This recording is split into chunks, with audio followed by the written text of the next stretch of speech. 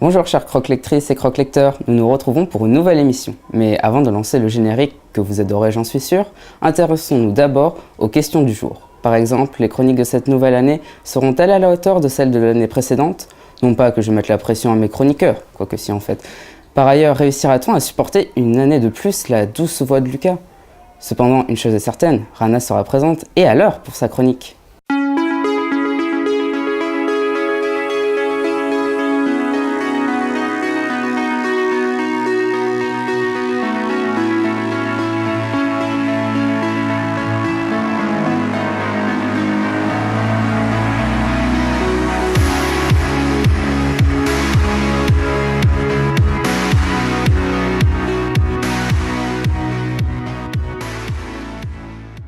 Pour la première réelle émission de cette année, Rana va commencer par nous présenter Naissance des cœurs de pierre, un livre qui m'a l'air particulièrement intéressant.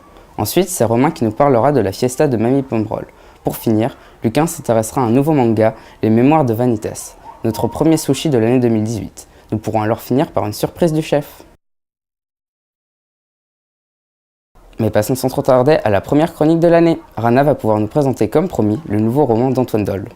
J'ai eu l'énorme plaisir de lire Naissance des cœurs de pierre, un roman d'Antoine Dolle publié aux éditions Actes Sud du Nord dans la collection Romans Ados. Après de nombreux romans à succès, comme par exemple Je reviens de mourir ou encore Ce qui nous ne tue pas, Antoine Dolle fait son retour avec un ouvrage dystopique très intéressant. Rana, peux-tu nous en faire un résumé? Jeb a maintenant 12 ans et comme l'exige la loi du Nouveau Monde, il doit passer le test qui lui permettra de savoir s'il peut entrer dans le programme et pour cela, il ne doit plus ressentir la moindre émotion. Il dévoile un cœur beaucoup trop fragile alors que sa mère l'a élevé sans amour et échoue donc malgré toute sa bonne volonté au test.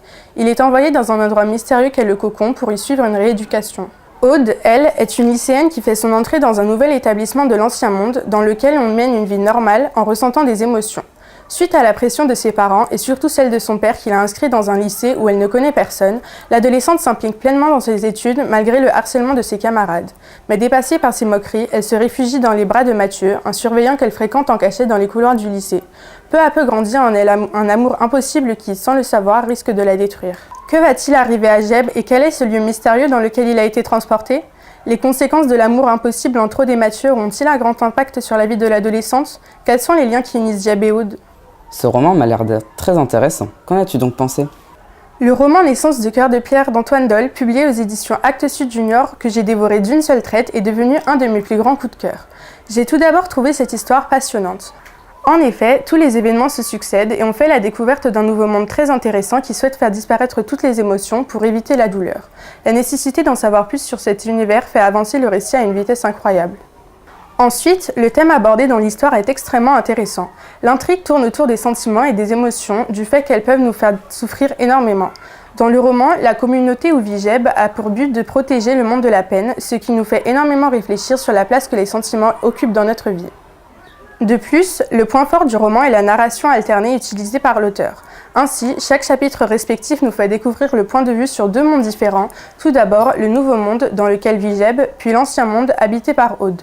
Tout au long du récit, nous sommes plongés dans un univers de science-fiction, mais finissons par découvrir la vérité sur ces deux mondes. Mais je ne vous en dis pas plus, de peur de vous dévoiler l'élément qui réunit ces deux récits. Ensuite, le personnage d'Aude m'a tout particulièrement plu. Premièrement, je l'ai trouvée très touchante. En effet, de peur de décevoir ses parents, elle ne leur parle pas de la terrible souffrance qu'elle vit quotidiennement dans son nouveau lycée, des étapes difficiles qu'elle doit surmonter sans aucune épaule sur laquelle pleurer et son mal à s'intégrer parmi les élèves. Deuxièmement, je me suis facilement attachée à Aude. Ainsi, on découvre les chagrins de l'adolescente qui ne parvient pas à oublier Mathieu, son véritable premier amour qu'il a laissé tomber suite à la révélation de ses pitoyables mensonges. Celle-ci continue tout de même à l'aimer, malgré les conséquences de cette relation qui finit par anéantir sa vie. En conclusion, le roman Naissance de cœur de pierre d'Antoine Dolle aux éditions Actes Sud Junior a été un de mes plus grands coups de cœur grâce à son histoire passionnante, aux thèmes très intéressants qu'il aborde et à son personnage d'Aude qui m'a tout particulièrement touchée. Si vous souhaitez découvrir une histoire très captivante à travers deux personnages différents mais tout de même liés, auxquels on finit par s'attacher, je vous le recommande vivement. Merci beaucoup pour cette chronique particulièrement intéressante. Nous pouvons dire que l'année commence bien.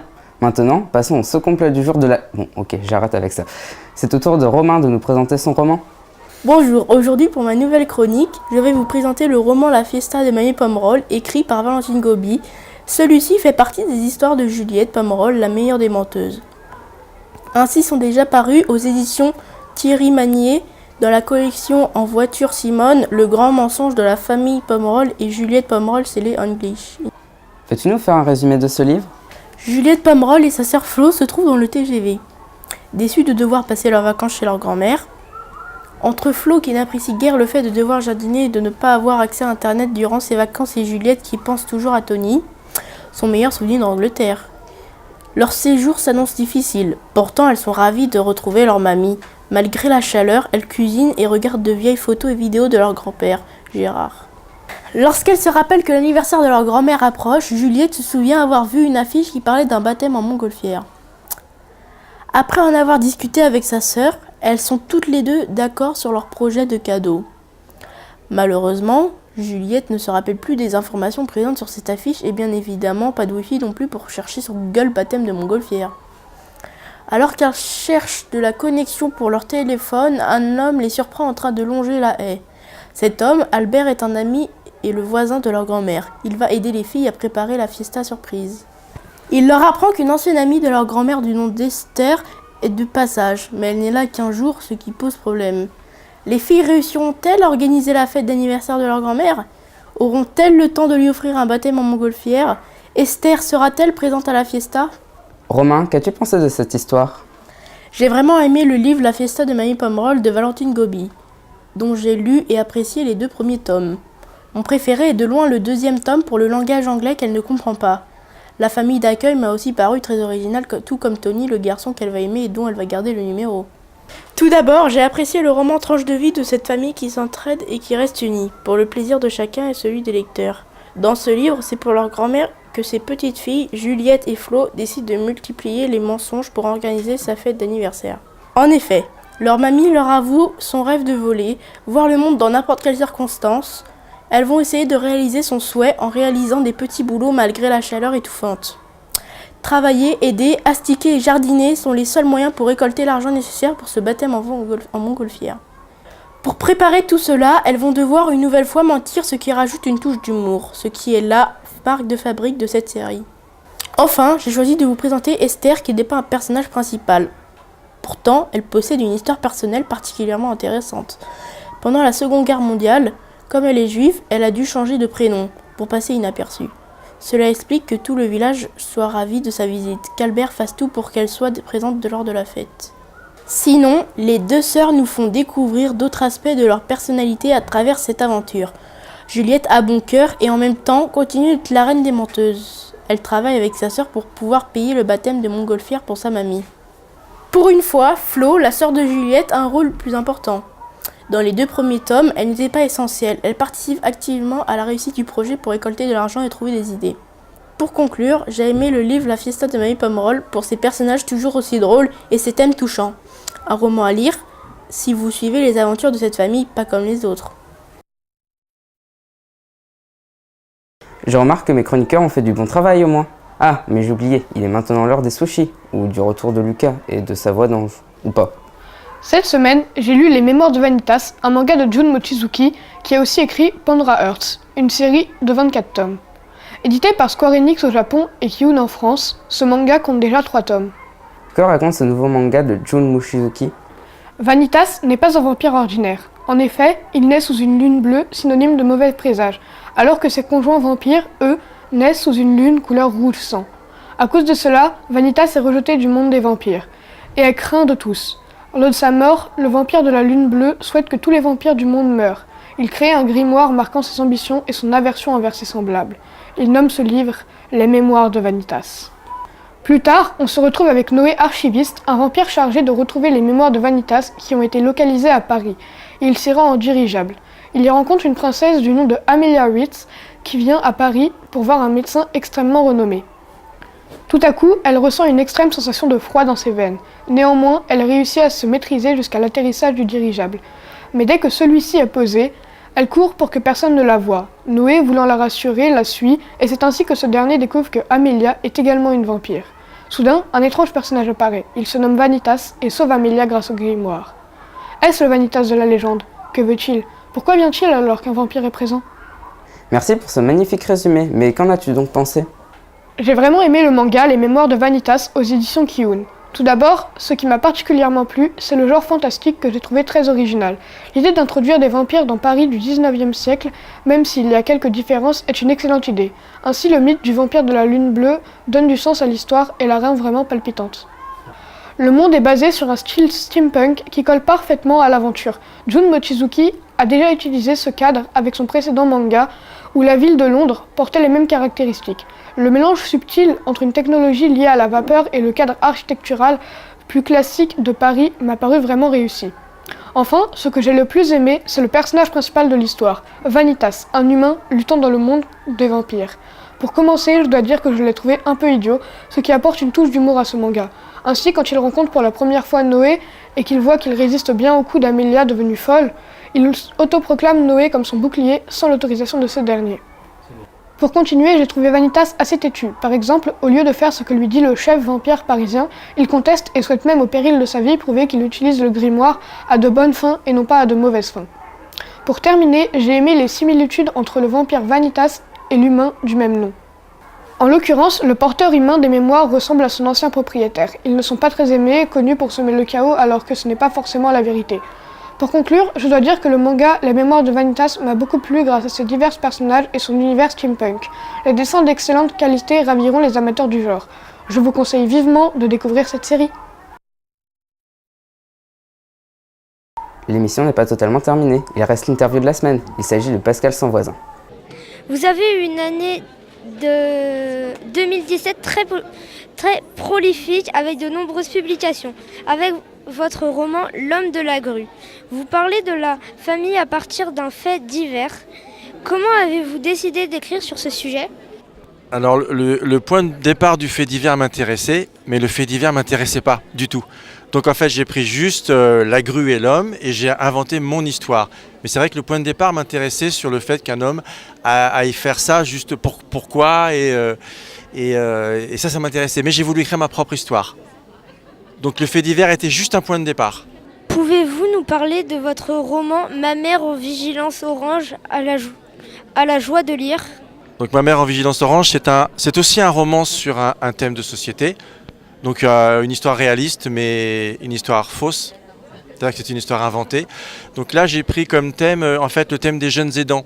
C'est donc des adolescents qui chez eux se retrouvent plus ou moins responsables de leurs parents malades et doivent assumer un rôle qui les dépasse un petit peu. Alors dans mon histoire c'est très simple, Ça commence tout de suite, dès le premier chapitre on a le ton, c'est-à-dire que au premier chapitre le papa part. Et l'héroïne de l'histoire qui s'appelle Louise, qui a 16 ans, voit son papa partir et elle est partagée entre l'envie de le suivre et l'envie de rester. Finalement elle va rester et on apprend plus tard que sa maman a une sclérose en plaques, donc elle est très malade et en fait le papa il s'est vraiment enfui. Et du coup, c'est elle qui va devoir jouer son rôle. Elle a un petit frère aussi qui a 8 ans. Et elle va être responsable à la fois de sa maman et de son papa. Mais j'ai voulu en faire un livre lumineux. J'ai pas du tout voulu en faire un livre sombre et triste. Donc en fait, c'est pas du tout un livre triste. Il y a de l'espoir, mais elle se retrouve dans une situation qui est assez sombre. Vous avez aussi écrit un recueil de nouvelles au Calico. Le handicap y tient une place importante. Pourquoi écrire sur ce thème vous semblait-il essentiel ? Alors dans le Vertige du funambule au Calico, il y a 5 nouvelles, 5 histoires différentes avec 5 personnages. Et effectivement, il y a 2 histoires sur le thème du handicap. Alors c'est vrai que c'est un de mes thèmes, enfin, avec le thème de la différence, c'est un de mes thèmes préférés. Peut-être parce que quand j'étais petit, je me sentais différent. Et du coup, je reporte finalement, j'ai pas oublié que j'étais différent. Et j'ai aussi travaillé avec des handicapés. J'ai été éducateur. Et du coup, c'est un sujet qui est très sensible chez moi. Et donc, j'aime bien aborder ce thème-là dans mes histoires. Alors, ce ne sont jamais des histoires vraies, même si elles sont réalistes. Moi, j'écris pas d'histoires vraies, en fait. J'écris que des histoires fausses. Mais c'est des histoires qui pourraient être vraies. En 2018, vous allez publier le roman À la belle étoile, publié au Muscadier. Quel en sera le sujet ? La différence. Alors, c'est une histoire en fait qui mêle plusieurs thèmes. Donc, on découvre au départ 2 personnages qui sont frères et sœurs. Une petite fille qui a à peu près 10 ans et son frère qui a 18 ans, mais son frère est handicapé. Alors, il n'est pas en fauteuil, il est handicapé parce que il a un développement psychique qui est pas comme le nôtre. Il est incapable de s'assumer tout seul. Et jusqu'à 18 ans, en fait, il était en établissement, en école spécialisée, et à partir de 18 ans, il n'y avait plus de place pour lui, donc il s'est retrouvé à la maison. Et donc, il a une relation très forte avec sa sœur. Et un jour, sa sœur décide de l'emmener, de lui demander de l'accompagner à l'école. Et à partir de là, il y a une aventure qui va se déclencher parce que ça va mal se passer avec ses copines. Il va s'enfuir, il va se perdre. Et en se perdant, il va rencontrer une femme qui est SDF, mais pour lui, c'est une princesse. Et en fait, elle vit dans des cartons, mais pour lui, c'est un château en carton. Et il va y avoir une relation très forte qui va se lier entre cette dame qui vit dans la rue et ce garçon qui ne la voit absolument pas comme une SDF. Il est venu le temps de clore l'émission de cette semaine, car comme c'est connu, toutes les bonnes choses ont une fin. Nous espérons cependant que ce nouveau numéro de Croque Lecture vous a plu. Quant à mes chères lectrices et lecteurs, je vous dis à dans 2 semaines, mais n'oubliez pas que dans le générique de fin, vous aurez le droit au premier bêtisier de l'année 2018.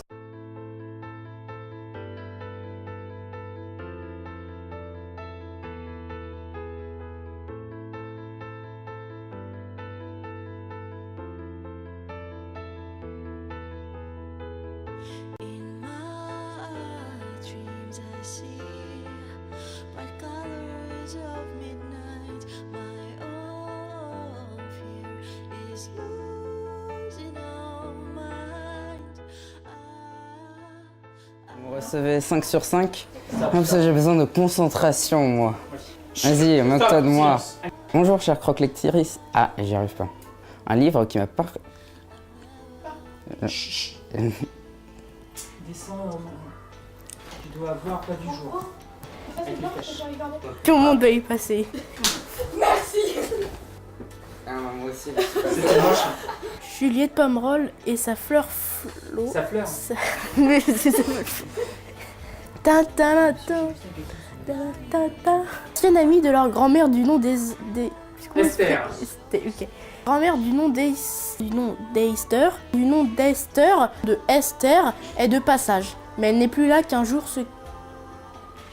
Déjà, je fais pas ça. Je fais pas ça. Ouais.